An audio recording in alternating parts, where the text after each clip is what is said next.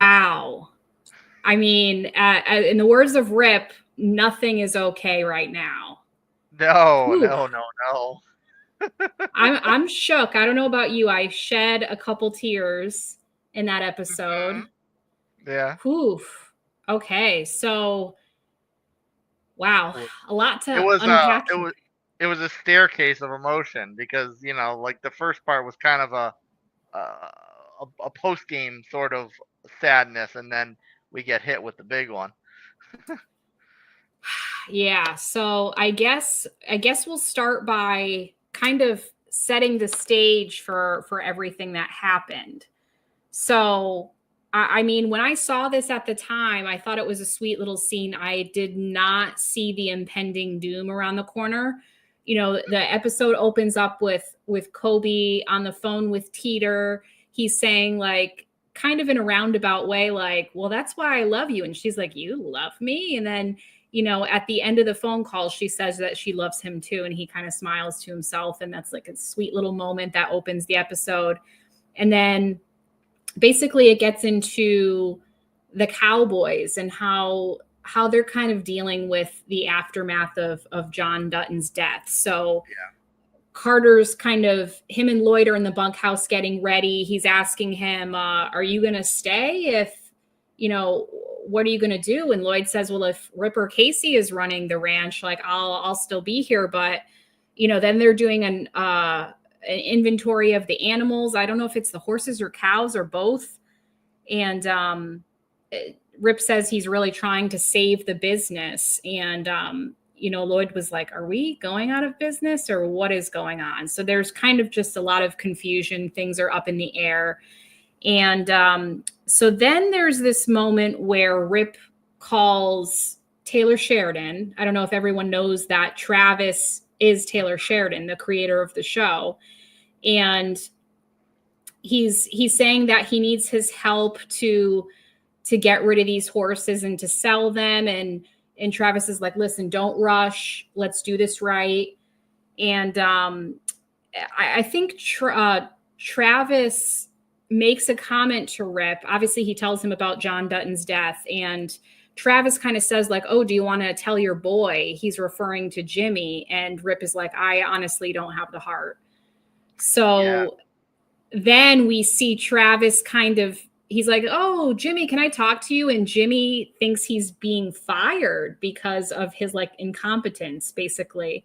So he's going through this whole spiel like, "Oh, I know you're going to fire me, etc., etc." And Travis says, "Listen, John Dutton has died." And Jimmy's kind of speechless, and he kind of interrupts himself, or he kind of trails off, and he's like, "Well, he's the only one who," and like, we remember in earlier seasons when John was really the person to kind of believe in Jimmy, with the whole rodeo thing and all of that, and even as a cowboy in general. So He kept bailing him out, even though he was giving him every reason to throw him by the wayside when he wouldn't heed his warnings about rodeoing. So I can believe that. And credit to I can't think of the actor that plays Jimmy off the top of my head, but credit to him yeah. for kind of selling the emotion in that moment because it took you back to those moments when John did support Jimmy. Yeah, and I it kind of ended nicely at the end of that scene where Travis said, "I'll give you a week off." He's kind of making jokes about, "Oh, so you can go smooch that brunette of yours." He's Yeah. kind of giving him shit for his womanly troubles and things like that. So um Jimmy kind of thinks about it, and he says, "I'm going to take the weekend. I'm not going to take the week because I think that John Dutton wouldn't want work missed because of him. Like he would probably want us to all, operate as usual." So he said, "I'll take the weekend off, but not the week." And I think that's why he did that because it showed a growth moment of Jimmy that he was, despite how hard this was hitting him, to make a decision based on this is WWJDD. What would John Dutton do? What would John Dutton do? Yeah. And then, we open this scene where this cop, and I think he's like a friend of Kayce's, I think, or a colleague, and he's trying to search Jamie's house. And Jamie's like, listen, I'm the attorney general. You're not searching shit. And so basically the cop challenges him with, okay, well, I'm going to come back with a warrant and you're going to get all the bells and whistles and the attention that, an attorney general would get. So have fun with that. That was very rewarding for me, and I really enjoyed their interaction because Jamie is always trying to swing what the good Lord gave him around in kind of in kind of a pseudo dominant sense to, like, assert himself, kind of like he's always trying to do that. Like, Beth will come up and confront him, and then he'll shrivel up like a little coward, but then he'll stand back up and he'll act all tough guy and everything. So I really enjoyed, like, the detective's kind of like, hey, you know what? I tried to play nice.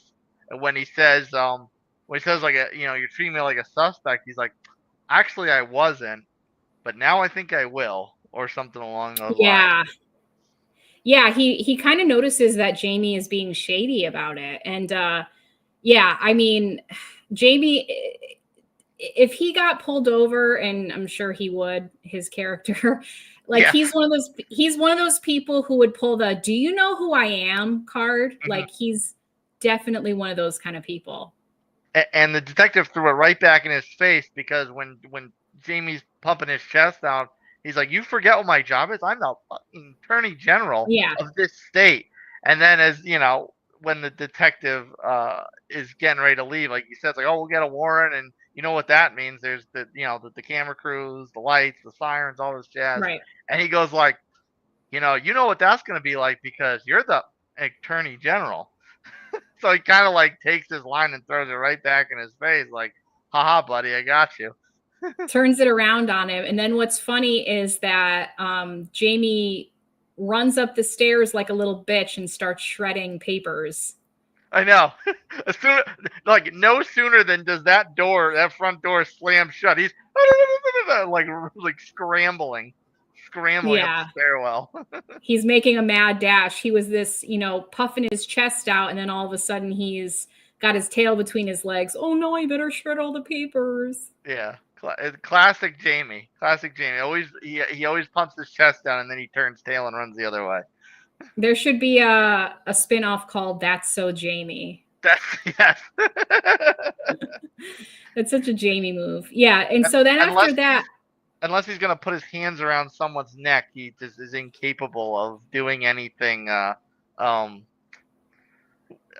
of worth his salt, worth his weight, yeah. Yeah. And then basically there's a situation which was kind of interesting, because I feel like in the 5 seasons of the show, there's not many instances where Beth and Monica are talking to each other, right? Mm-hmm. Kind of an interesting, there's only been like probably not even a handful of times in the existence of this show where they actually have a scene together, which was very rare.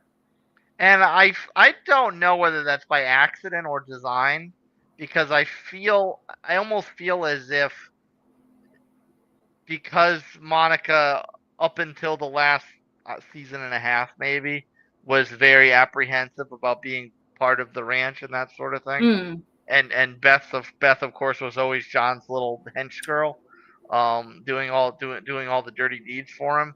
I almost kind of feel like they were not even two ships passing in the night. Like, they were just on completely different headings.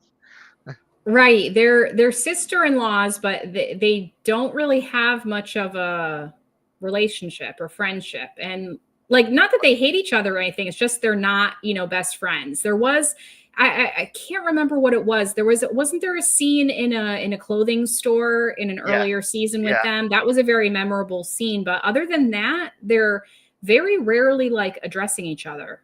Yeah, that's what I was gonna bring that up, because despite them living so separately, their lives being so separate, like, Beth still has Monica's back at all times because of that kind of racist clerk that was trying to That's what pin it was. the theft on her, which was actually her just hiding the jewelry or whatever it was. And she goes in there and makes a fool of her because it's like, oh, you were the little husky from high school or whatever she called her.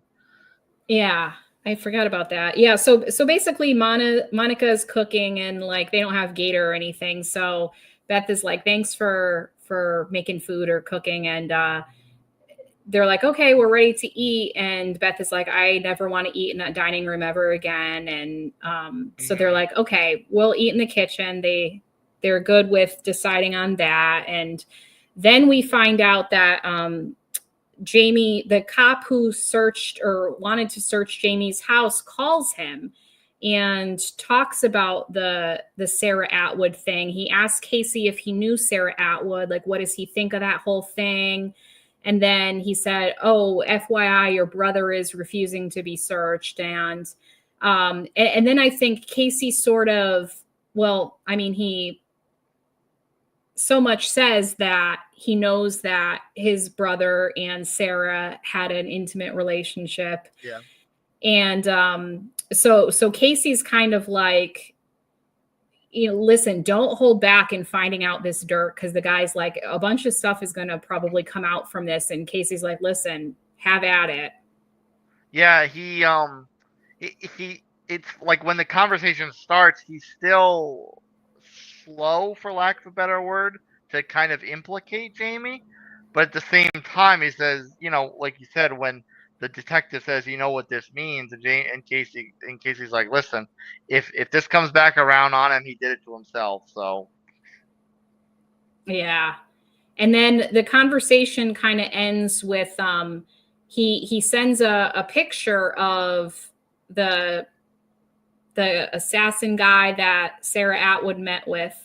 And he's like, okay, you're going to want to get a new phone and a new number. yeah.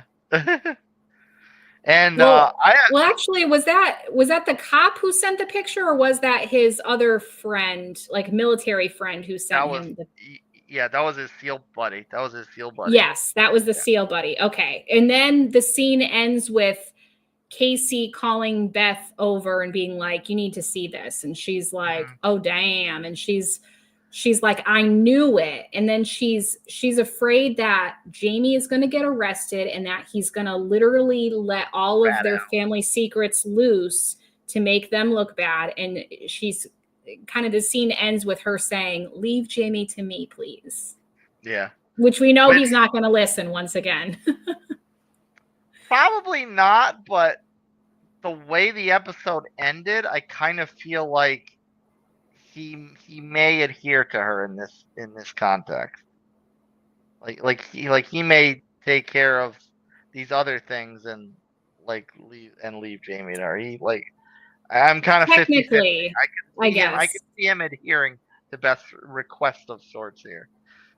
Yeah, he's kind of through a technicality, he could be keeping his promise. Yeah. The other thing is, I was trying to figure out who it was Kayce was calling. And I couldn't recognize the voice, and I hope it was who we saw at the end, because that's just like such a bromance I adore, you know. It's a weird bromance, but it works somehow. Yeah.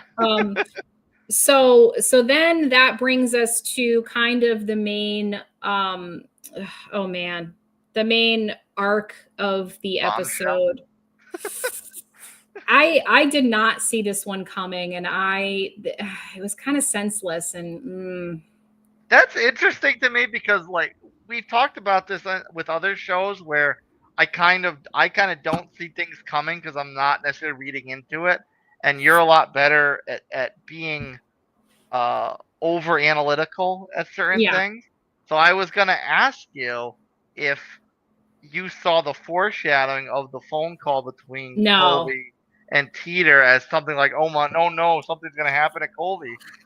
Nope, I did not. You know, I was like, oh, that's a sweet, tender moment. Like, usually I'm like, why are they showing that? But I think because it was at the beginning of the episode, it just kind of made me feel like it wasn't as important. If they had shown that scene like later in the episode before Kolby's demise, then I probably would have suspected something. But with the structure of the episode, with the way that the story was told, with that at the beginning, I think it made me not really catch on.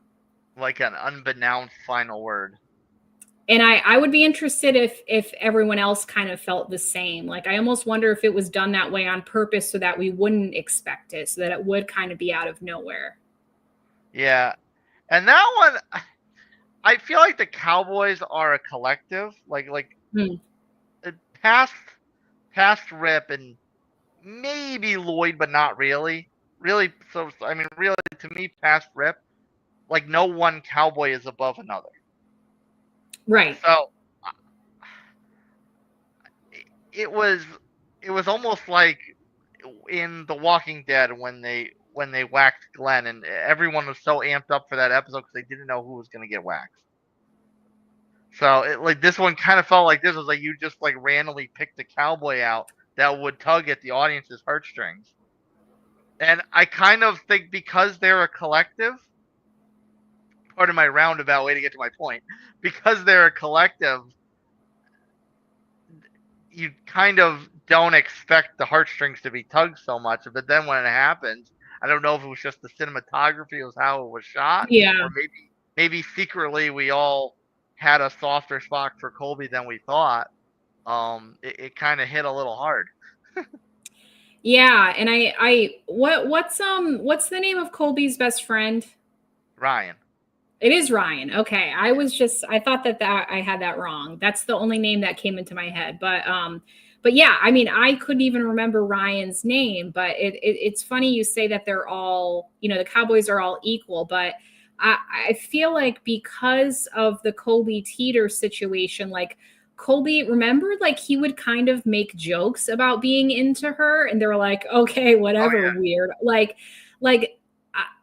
I think Kolby, we kind of have a soft spot for him because he was really the first one to give Teeter a chance. And like, they all thought that she was like gross and like, they're like, I can't understand a word she's saying. And like, they would give her so much and they would give him so much shit. But he would kind of make these comments that were what they thought were like they're like, you sound like you're joking, but like you also sound kind of serious. So like, why would you sound like that? They were busting his balls. They always busted his balls because he was like, no, I'm not into her. I'm not into her. It's like, oh yeah, just give it time. Just give it time, buddy. Yeah. And so that's why I think we have a soft spot for him, because he was the only one who kind of saw past all of that the others couldn't see past as far as Teeter goes. And I mean, that's kind of a testament to how he went out. He went out because he was trying to help a kid. Like he just was doing what he thought was right. And we'll get to the conversation with Beth that Carter has, but he did make that choice to help. And I mean, not like it had to be a gory thing that we had to see. Like, I, by all means, will say I did not have to see, like, I don't like gore. I don't believe in stuff, but like, it just kind of diminished the moment, the fact that it kind of like happened off camera ish. It did. Like you see him get struck, and I want to say he kind of grabs his heart area. Yeah. Or he got hit kind of in the chest, right? With the hoof. Yeah. I feel like kind of. That was the first one, but he wasn't. That didn't kill him. Like there, It was kind of a blur.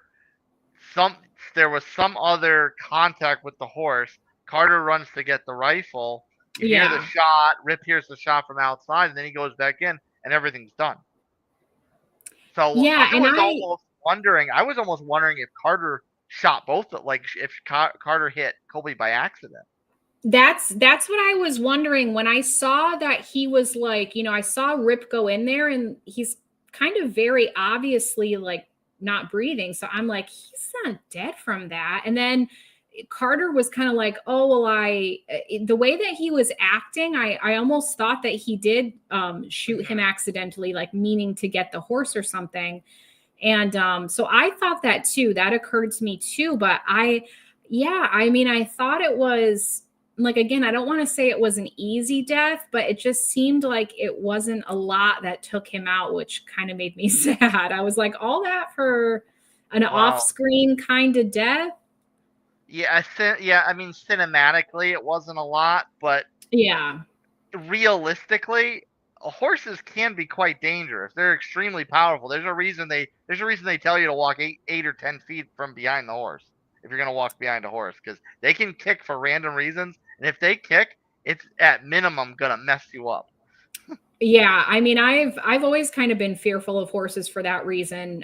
Even just the fact that you fall off a horse, you could get paralyzed. Like, it's a very serious thing to be dealing with horses. Horses, weigh a lot. They're very powerful creatures. They could easily stomp you, injure you. Like, it's nothing to mess around with.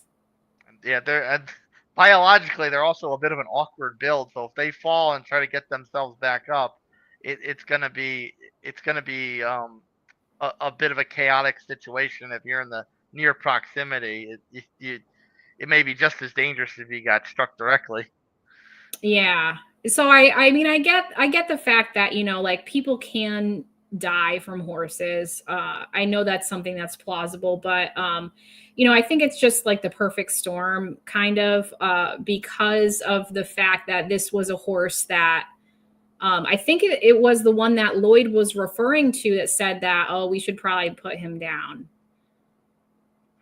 When they were kind of going over the inventory of because I think Rip was asking Lloyd, like, oh, how many do we have or something like that, and he's like, oh, well, he's like, we have this, not counting the one that like probably should be put down. Or I think he kind of refers to it. And then after, in the conversation that Carter has with Beth, she says, you're blaming yourself, aren't you? Well,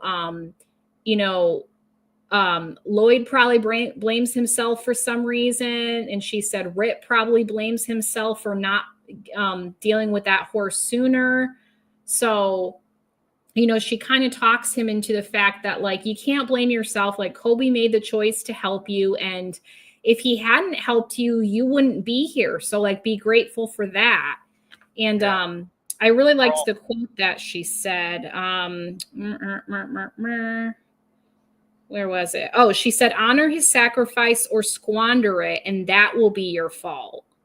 Yeah. And that was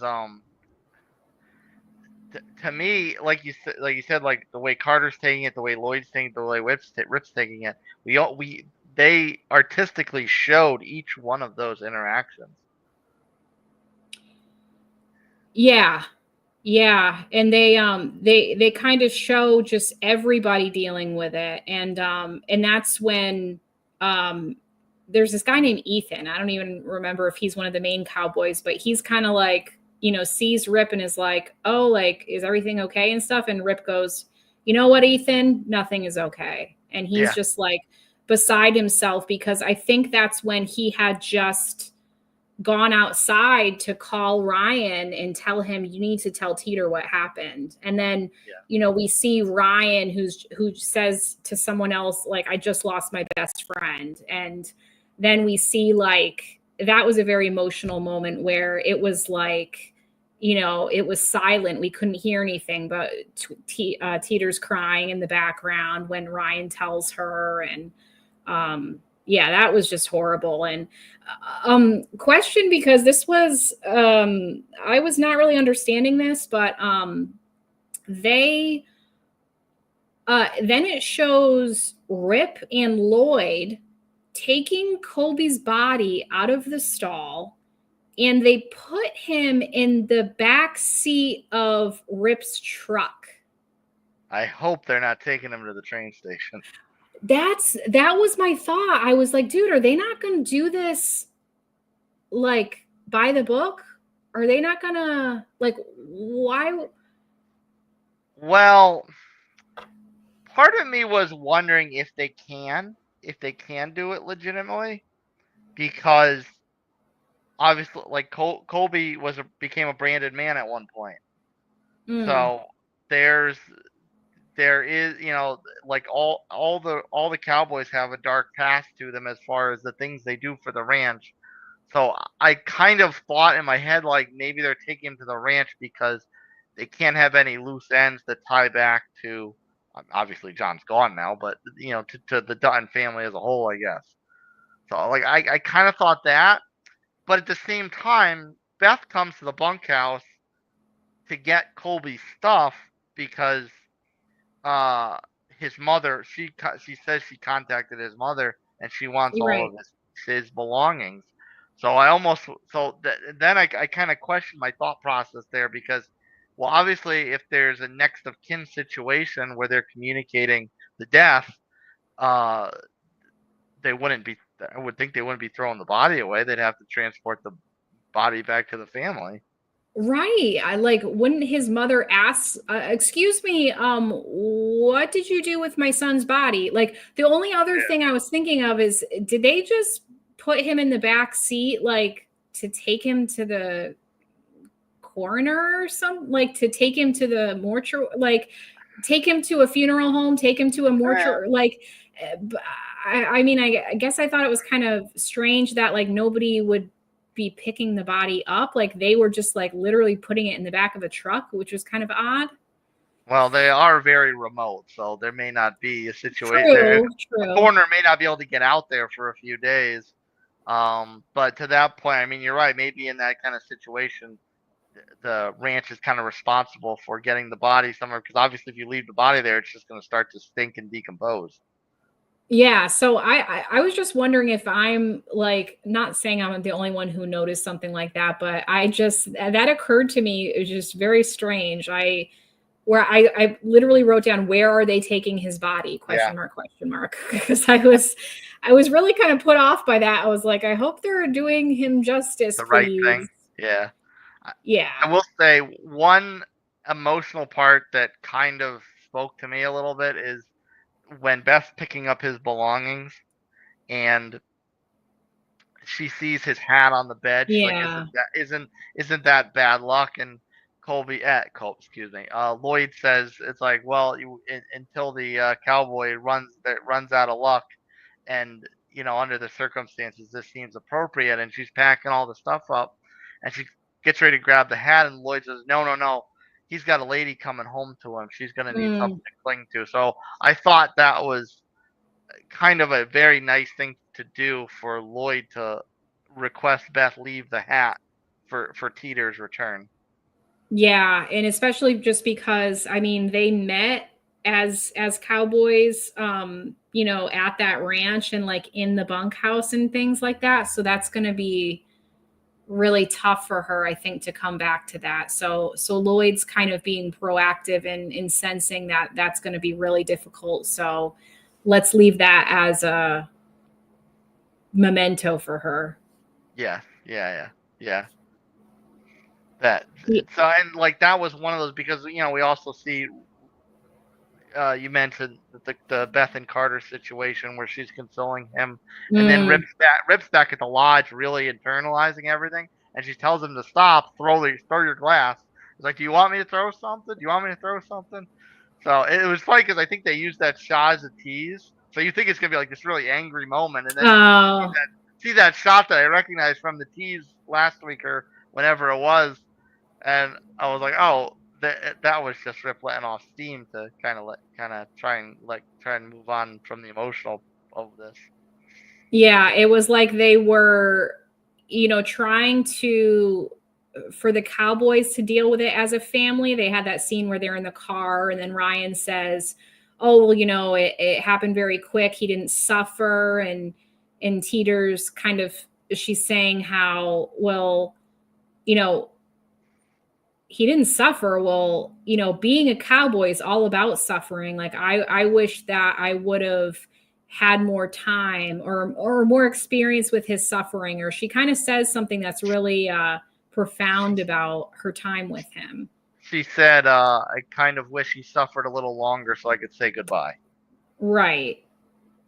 Yeah, so that was a sad moment. So then we see that, like, the Cowboys all trying to deal with it, and then Beth has that moment with Carter, and she says, you know, "Are you going to sleep out here by yourself?" And he's like, "Probably." And she's like, "Well, listen, you should be with your family during a time like this." And he's like, "Well, I don't have one." And she says, "Sure you do." And then she walks away, and then she's kind of consoling and helping Rip, knowing that he's going to bottle up his feelings if he doesn't do something to kind of diffuse that, which is, she's like encouraging him to throw the glass.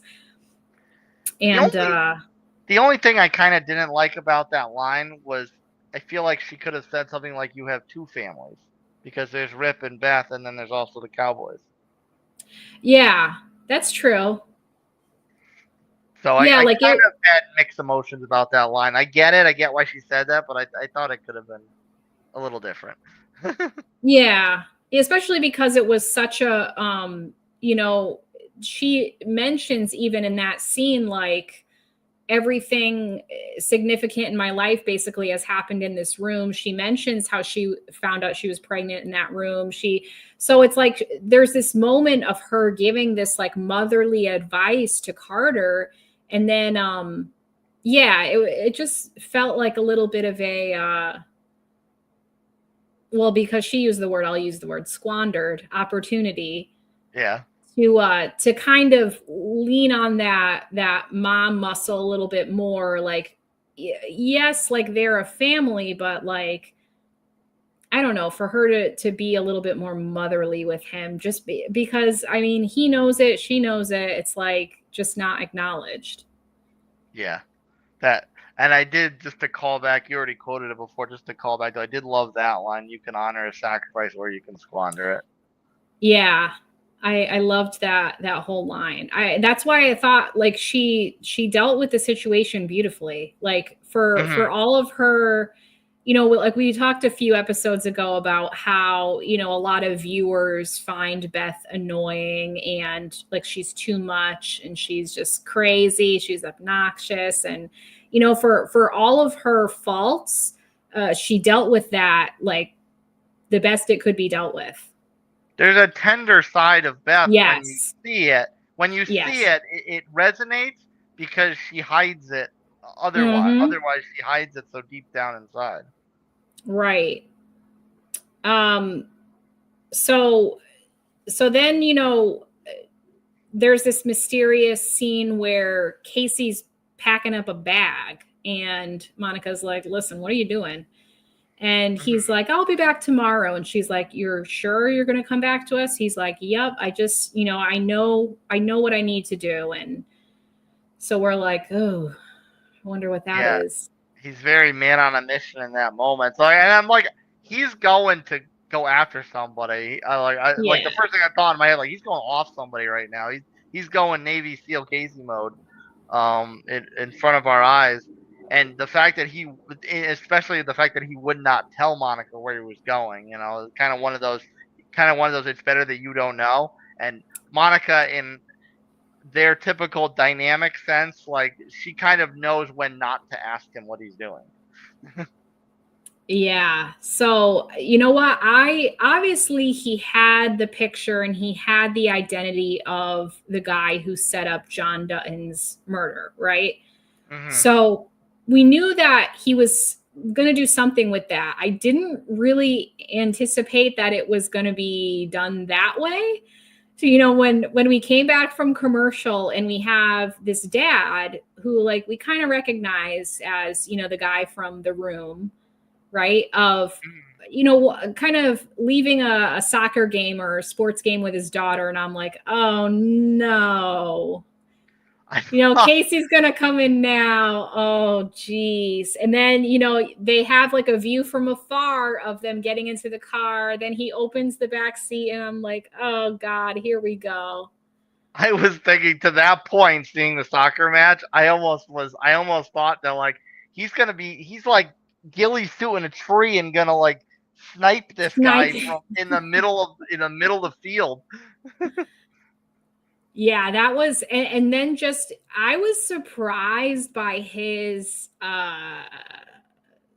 tenacity. I mean, I don't know what you call it, but when he gets in the back and he's like, listen, do you know what your daddy does for a living? And the way that he's talking to this guy's daughter, like, yes, this guy is a piece of shit for what he did. And he's, you know, a hired assassin and whatnot. But just the way that Kayce was talking to this little girl, like, oh, you should be scared and you should be crying. I was kind of like, damn, like I just, whew.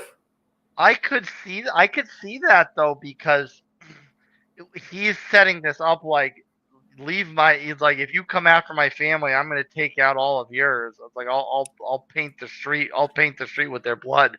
So he needs to set the tone to the guy's daughter. So one, her seeing or questioning that her father's, you know, this loving soccer dad, she needs to know that there's some dark side to my daddy, and this is like, he's not a good guy. So I think that's where Kayce was going. Like, he's one, instilling a sense of identity with the daughter that her father's an evil person, and two, instilling a sense in this hitman that, like, I need you to know that I am dead serious, and I will not only come after you, but I will eradicate your entire kin from this earth if you try to come after mine or any other member of my family. That makes sense. Like, I wonder if Kayce, like, obviously he had to sell it. Like, that makes sense. Like, he wants to be scary so that the guy, like, understands. But I wonder if Jamie, you know, is before he's doing this or after he's doing this, he's probably like, oh my God, I felt so bad for talking to that little girl this way. Like, just knowing who Kayce is, you kind of wonder if he just had some, like, he was really putting on a face and a brave face, and if he was trying to appear like dangerous and scary, and that he really probably internally had a problem with acting that way. Internally, I wouldn't be surprised, but we will never see that because right. Kayce is so black and white to when he has to put on the hired killer Navy SEAL hat, and when he's Kayce Dutton on the ranch, or Kayce Dutton, Tate's father, or Kayce Dutton, Monica's husband. Like, he is very, very black and white in those parts of his personality. So, like, that's kind of something we think because we know he's a good person. He may internalize that emotion, but we will never see that. We will never see that internal strife from him. The only and strife.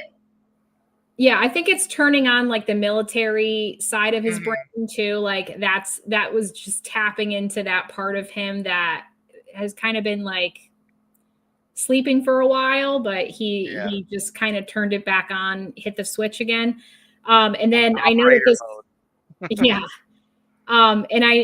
so he basically ends it by saying, you know, I'll trade, like, basically it's family for family. Like, I will come after everyone, you know. Like, he kind of spit all these facts. I think he says the guy's address at one point. And after he does that, he says, I would suggest you move just in case I wake up tomorrow and change my mind about this deal we have. Right. And then he says a line about the guy's wife. He's like, have fun explaining this to your wife. Just about the fact that, you know, his daughter was held at gunpoint. She's going to come home and be like, Mommy, the guy held a gun in my face. Which is just adds to the fact that, like, he needs to traumatize the daughter in order for it to eat away at the hitman. And like you said, like, when he tells him, like, explain this to your wife, that's just more things that just eat this guy's soul away inside. Yeah. And then what was kind of I wouldn't say a twist, but I'm sure you thoroughly enjoyed the moment. Kayce is like, okay, well, you know, if you guys look after me, I'm going to leave. Like, you're not going to look back. And so he gets out of the ar. He gets picked up by this like sleek black vehicle. And who is in the car but our Native American friend, Mo. Did not really see that coming. I thought it was going to be like his SWAT buddy, or not SWAT, SEAL buddy. Yeah. Right. I thought it was going to be someone like that, maybe the cop friend or something. And then when it was Mo, and he makes a reference to, I didn't write down what it was, but it was some term. Counting coup. And what does it mean? Do you remember? I think it's like I know you hate scalping. But I think it's like some kind of I have to go way back in my childhood to my fanhood of Native American culture, but I think it's in reference to like some kind of tally system that existed way back when, where you kind of kept track of your kill, not necessarily your kills, but like a tit for tat kind of system. Or like a an eye for an eye, a scalp for a Yeah, scalp. yeah, exactly. So if memory serves me correctly from way back when as a young, and I think that's kind of what Counting Coup is all about. It's kind of like your there's a in football they put like in some of the colleges will put stickers on their helmet, like when you have a big game or you got the game ball or whatever, they'll put the sticker on the side of the helmet. So it's kind of like that. It's kind of like an ode to some kind of an accomplishment. Ah, okay. Yeah, I thought that was clever, that whole kind of referencing a Native American thing to Mo when he Hmm. gets in the car. I thought that was neat, that little connection. And then they, showed a little preview of what's to come next week. So basically, it looks like we're going to expect a little bit of. I think Kayce was telling Monica that, we gotta like watch out for our family. Like, was he kind of telling her to be alert? Like, people might be after you or Tate. Like, I have to keep you safe or something like that. I would highly expect that to be the case because Casey's told the hitman what he told him, but I don't think Casey realistically expects the guy to stay at bay. So that Yeah. would not shock me for him to have the conversation with Monica, like have your head on a swivel. Yeah, or maybe they'll kind of hide out for a little bit, lay low. I'm not sure what they're going to do. There it looked like there was going to be, obviously we're going to see a conflict between Jamie and Beth, it looks like, Yeah, once again. I was the only thing that surprised me why Casey didn't kill him right then and there is because he said, "I'm doing this for our family. I'm Right. not doing it for the ranch." So I Hmm. kind of figure like if he's doing this for his family and he has the understanding that they can come after his family just as easily as he can go after theirs, Hmm. I'm kind of I was kind of surprised that he even left the door open for this guy to potentially do something, even if he doesn't.